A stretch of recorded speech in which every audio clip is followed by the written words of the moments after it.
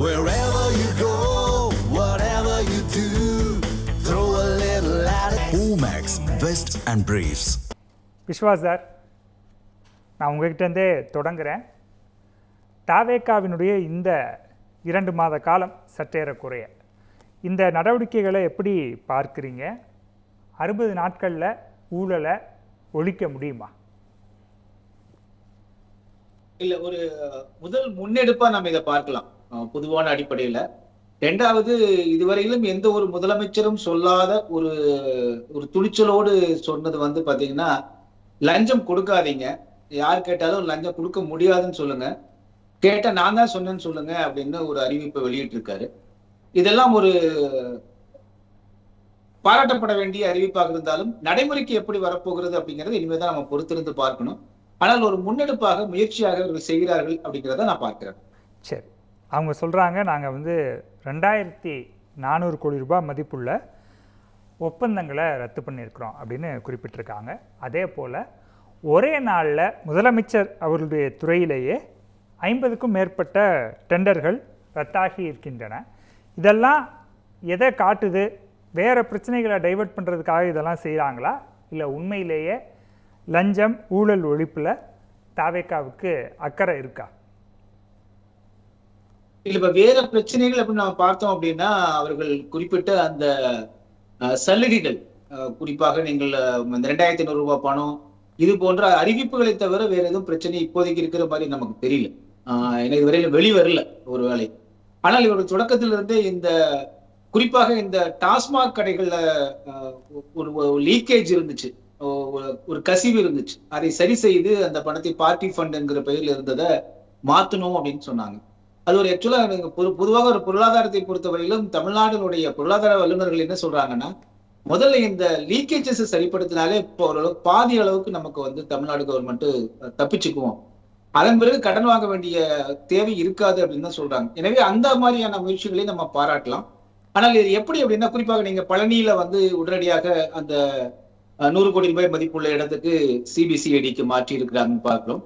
இந்த நடவடிக்கைகள் எல்லாம் இப்போதைக்கு பாத்தீங்கன்னா ஒரு உறுதியான நிலைப்பாட்டில் அவங்க இருக்கிறது போலதான் நம்ம பார்க்க முடிகிறது.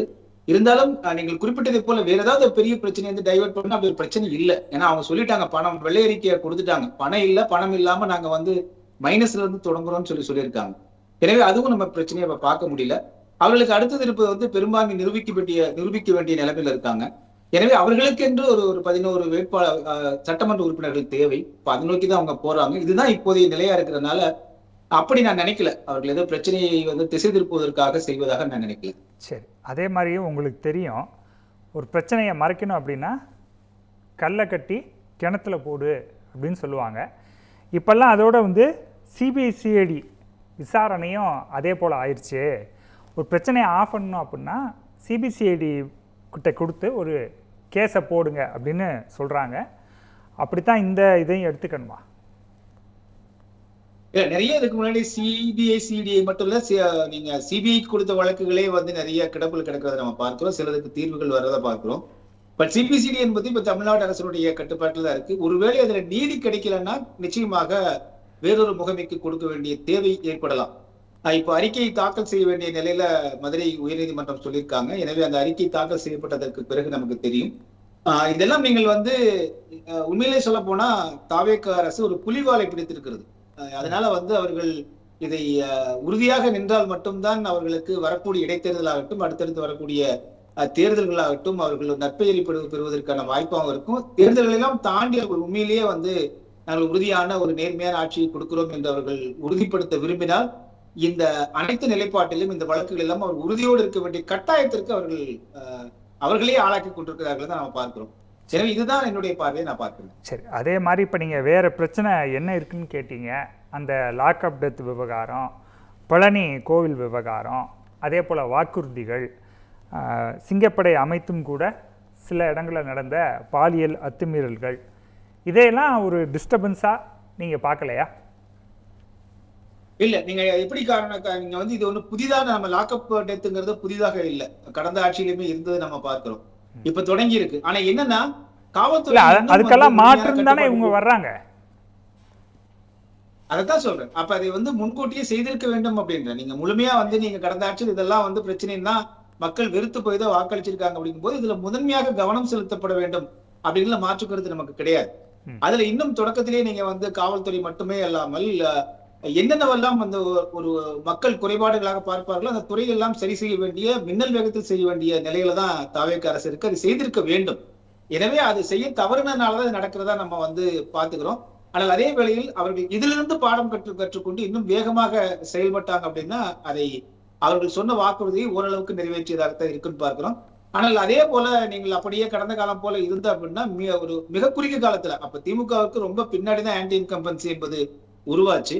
தொடக்கத்திலேயே அது போன்ற ஆன்டி இன்கம்பன்சி உருவாக்கி கொள்ளாமல் இருக்க வேண்டிய கடமை வந்து தாவேகாவுக்கு இருப்பதாக நான் கருதுறேன். தொடர்ந்து பேசுவோம். முன்னெடுப்பு நல்லா இருக்குன்னு சொன்னீங்க. ஆனால் சுமதி மேடம் சொல்கிறாங்க சினிமாவில் நடக்கிற மாதிரி எப்படி ஊழலை ஒழிக்க முடியும் அப்படின்னு கேட்குறாங்க. இல்ல, இந்த ஊழல் லஞ்சம் ஒழிப்புங்கிறது வந்து ஒரு ஃபேண்டசி மாதிரியானது. பொதுவாவே அண்ணாகாசாரியான ஒருத்தர் வந்து பெரிய உண்ணாவிரதம் எல்லாம் இருந்தாரு. இந்தியா முழுவதும் உற்று நோக்கப்பட்டது. ஒழிச்சா நல்லா இருக்குமே அப்படிங்கிற மாதிரிதான் எல்லாரும் பார்க்கப்பட்டது. ஆனால் அது போன்ற செயல்பாடுகள் மட்டும்தான் இதை வந்து குறைக்க முடியும். முதல்ல எடுத்தோன்னே ஒழிக்க முடியாது ஒரே நாள். இப்ப ஐயா கூட சொன்னாங்க இதெல்லாம் ஒரே நாள்ல செஞ்சிடலாம் அப்படின்னாங்க. இப்ப என்ன பிரச்சனைனா ஒரு 5 ஆண்டு காலம் இந்த லஞ்சம் ஊழல் எங்கிருந்து இப்ப வருது அப்படின்னு வந்து பார்த்தா ஒரு குறைந்தபட்ச அதிகாரியிலிருந்து மேல் நோக்கி வந்து இது போகுது. எல்லா இடங்களிலும் வசூல் செய்யப்பட்டு போகுது. அது வண்டி கடைகளா இருந்தாலும் சரி அல்லது வேறு ஒரு துறையாக இருந்தாலும் சரி அது கீழே இருந்து அன்றாடம் இவ்வளவு வசூல் என்று மேல் மட்டம் வரைக்கும் போகுது. எவ்வளவு மட்டம் வரைக்கும் போகுது அப்படிங்கிறது எல்லாத்துக்கும் ஓரளவுக்கு தெரிஞ்ச ஒன்று. இப்ப என்ன இருக்குன்னா கடந்த ஆட்சிகள் இல்லாம அப்படி ஒரு வழக்கம் இருந்து இப்ப திடீர்னு அது நிறுத்தப்பட்ட போது இப்ப என்ன ஆகுன்னா இந்த எங்க வந்து அந்த செயின் வந்து கட் ஆகுதுன்னு பார்க்க வேண்டியது. இப்ப எடுத்துக்காட்ட ஒரு அதிகாரி வந்து நான் போன இதுல வந்து நிறைய நான் கடன்காரன் ஆயிட்டேன். நானு இந்த மாதிரி வந்து சில நேரத்துல கீழே வசூலே ஆகாது. நான் மேல கொடுத்துட்டேன், கையில இருந்து காசை போட்டு கொடுத்துட்டேன். ஏன்னா இது ஒரு தகவல் நான் கேள்விப்பட்டதுனால சொல்றேன். ஒரு 30-35 லட்சம் ரூபாய்க்கு நான் கடன்காரனா இருக்கேன். எப்படி நான் வந்து அதை செய்யறது? மீண்டும் நான் வாங்கி தானே செய்ய முடியும். இல்ல எனக்கு இந்த புதிய அரசாங்கம் வந்து காம்பன்சேட் தருமா என்றெல்லாம் ஒரு கேட்கக்கூடிய சூழ்நிலை இருக்கு. நடைமுறையா நான் பார்க்கும் பொழுது இது போன்ற பிரச்சனைகள் இருக்கும் போது படிப்படியா தான் இதை வந்து குறைக்க முடியும். அதனால அதுக்காக இந்த முயற்சியை நம்ம வந்து தவறுன்னு சொல்லிட முடியாது. அதனால முயற்சி அதனாலதான் நான் சொல்றேன் இது ஒரு பாசிட்டிவா நான் பாக்குறேன். இது என்ன காரணம்னா மக்கள் நீண்ட நெடுங்காலமாக விரும்புகிற ஒரு இது. இப்போ சுஜாதா கதைவசனம் போல வந்து வெளிநாடுகள்லாம் கடமை மீறதுக்கு தான் வாங்குவாங்க லஞ்சம். ஆனா இங்க கடமை செய்யறதுக்கு இங்க லஞ்சம் வாங்குறாங்க என்பது போல ஆனதுனால அது ஒரு நல்ல ஒரு முயற்சியா நம்ம பார்க்கிறோம். அதே வேளையில் இப்ப என்னன்னா இதற்கு பொதுமக்களும் எதிர்கட்சிகளுமே வந்து ஒரு ஆதரவு கொடுக்கணும். இந்த ஒரு குறிப்பிட்ட ஒரு இந்த மிஷனுக்கு இந்த லஞ்ச ஒழிப்புத்துறை என்கிற மிஷனுக்கு வந்து கொடுக்க வேண்டியது இருக்கு. உடனே நம்ம வந்து இப்போ நீங்க கட்சியில சேர்ந்த ஆட்கள்லாம் நீங்க வந்து ஏற்கனவே ஊழல் குற்றச்சாட்டு சாட்டப்பட்டவங்க தான் என்பதாக ஒரு போகுது. இது ஒரு அரசியல் ரீதியாக எடுத்துட்டு போகாம பொதுமக்கள் என்ன விரும்புகிறார்களோ எடுத்துட்டு போகணும். இப்ப கடைநிலை ஊழியர்கள் இருக்கக்கூடிய எப்படி விஜய் சொன்னதுக்கு பிறகு ஜோசப் விஜய் அவர்கள் சொன்னதுக்கு பிறகு கடைநிலை மக்களுக்கு வந்து இது ஒரு பெரிய ரிலீஃபா இருக்கா அப்படின்னு பார்க்கணும். இந்த ஒரு செய்தி பார்த்து அது உண்மையா இல்லையான்னு தெரியல. ஆம்னி பஸ்ஸுக்கு வந்து நான் கிட்டத்தட்ட 5 லட்சம் ரூபாய் வரைக்கும் நான் வந்து லஞ்சம் கொடுத்துட்டு இருந்தேன். எனக்கு லஞ்சம் கொடுக்காம எனக்கு பர்மிட் கிடைச்சிருக்கு அப்படி செய்தி பார்த்தேன். சோ இது போன்ற செய்திகள் எல்லாம் அது உண்மையாக இருக்கும் பட்சத்தில் இது போன்ற எல்லா தரப்பு மக்களுக்குமே வந்து அன்றாட அடிமட்ட மக்களுக்கு வந்து இது ஒரு பெரிய ரிலீஃபா இருந்ததுன்னா நிச்சயமா அது ஒரு பெரிய வெற்றியா தான் நம்ம பார்க்கணும். எனவேதான் அதை பொறுத்த வரைக்கும் நம்ம இதை ஒரு அரசியல் ரீதியாக விமர்சனத்தை முன்வைக்க வேண்டாம். இது மக்களுக்கான ஒரு மிஷனா நம்ம பார்க்கிறோம் நம்ம. எனவே அதுதான் இப்ப நம்ம வந்து என்னுடைய பாயிண்ட். சரி, தொடர்ந்து பேசுவோம். இன்னும் ஒரே ஒரு தகவலை சொல்லிடலாம். இன்னொரு தகவலை சொல்லல. இப்ப வந்து பாத்தீங்கன்னா இப்போ டிவிஎஸ்சிக்கு வந்து ஒரு வாட்ஸ்அப் என்ன கொடுத்திருக்காங்க. எங்கள் புகார் யார் வேண்டுமானாலும் தெரிவிக்க கொடுத்திருக்காங்க. அது எந்த அளவுக்கு அவர்கள் வந்து அதை நடைமுறைப்படுத்துறாங்க, அப்படி புகார் கொடுக்கப்பட்டதெல்லாம் தீர்வு காணப்பட்டிருக்கிறதா அப்படிங்கிறது எப்படி இருந்தாலும் ஒரு 6-7 மாதங்கள் போனால் தெரிஞ்சிடும். எனவே இந்த எல்லா செயல்பாடுகளும் நம்ம ஒரு 6 மாதத்துக்கு பிறகுதான் மிகச்சரியாக கணிக்க முடியும் பாக்குறேன். இது தவறா, இதை தோற்று விட்டார்களா அல்லது வெற்றி அடைந்திருக்கிறார்களா அப்படின்னு பார்க்க முடியும். சரி, தொடர்ந்து பேசுவோம். திமுக அதிமுக 2 கட்சிகள் மீதும் இருந்த அந்த வருமானத்திற்கு அதிகமான சொத்து சேர்த்தது ஊழல் லஞ்சம் போன்ற அது போன்ற அதிருப்தி காரணமாக ஆன்டி இன்கம்பன்சி காரணமாக தான் தாவேகாவிற்கு ஆட்சியை கொடுத்திருக்காங்க. எனவே தாவேகாவிற்கு மிகப்பெரிய ஒரு பொறுப்பு இருக்கு. 2வது ஒரு 200 ரூபாய் ஒரு அரசு கட்டணத்துக்காக ஒரு 1000 ரூபாய் லஞ்சம் கொடுக்க வேண்டியது இருக்கு. அப்படின்னு ஒரு பேரலா ஒரு பெரிய ஒரு பட்ஜெட் வந்து கண்ணுக்கு தெரியாம சுழன்று கொண்டிருக்குது.